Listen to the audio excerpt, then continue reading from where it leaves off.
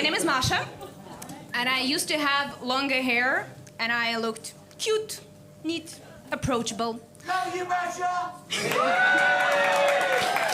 But it was not the vibe that I was going for. There was not enough war energy in it. And I'm living through my fourth war, so I adjusted my hair accordingly. I am Russian-Israeli. I know, it's already a setup for a joke. Two leaders of my governments are wanted in The Hague. These people say that they represent me, that they act on my behalf. And it is funny because I can't even get a GP appointment on my own behalf. And if you want to represent me, and as a young person, and 30 is young, by the way, I don't know, take a gap year, go travel abroad.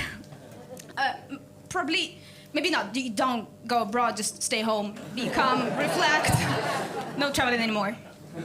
So naturally, first I wanted to talk about wars because that's what I care about, but then I was like, nah, it's England, people here have their own troubles, no need for other people suffering.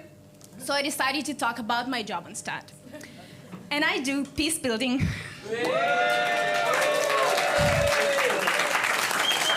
Both in the context of Russia, Ukraine, and Israel and Palestine. And as you can tell from the news, so very successfully. Imagine what the world would be like without me. You're welcome.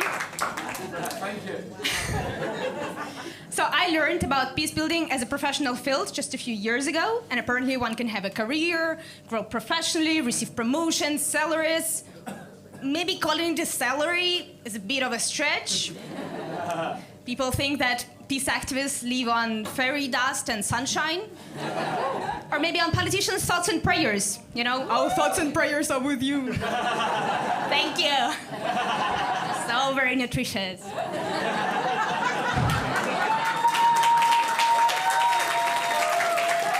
Pairs very well with sleeping under a bridge. So one can contribute through many ways: diplomacy, journalism, protests, countering propaganda. What I do is political education and community building. Thank you. I bring together Russian speakers in Israel to resist war and occupation. And it's like group therapy, but instead of blaming our parents, we blame geopolitics. I really believe in political education, and in theory, you know, when people understand how power works, they make better choices. In real life, you bring people together in a room, they spend a few hours, and then they live with slightly more complicated opinions. And this is what we call a success. I founded this project, and I'm running it, which also means that I have to apply for grants. I don't know, have you ever interacted with grant-giving organizations? You're supposed to convince them that what you do is good enough and you make the world a better place. And I need to convince them that I know how to end wars in Middle East. By Tuesday.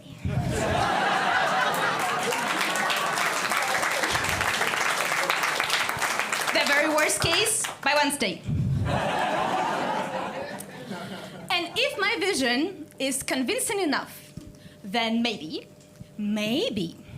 I will receive £3,000 for 6 months. Woo! This is like half a kitchen in London and Oyster card. And with this £3,000, the wars in the Middle East are still going on. Shocking, right? Who could believe? So yeah, as you can tell, I'm dealing with something personal. I have family and friends in Russia. I have friends in Ukraine. I have family and friends in Israel. I have friends in Palestine. I know people from Iran. Like, I'm really trying to stop something that is happening to me personally.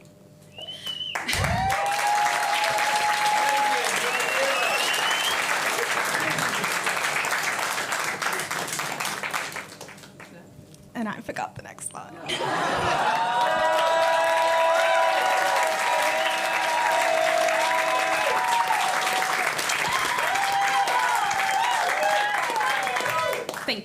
just ignore this line. And I'm happy to wrap it up and tell you that if you are interested and you want to support the cause and end wars in the Middle East, please find me after the show. And I'm happy to receive donations and emotional support, preferably in cash.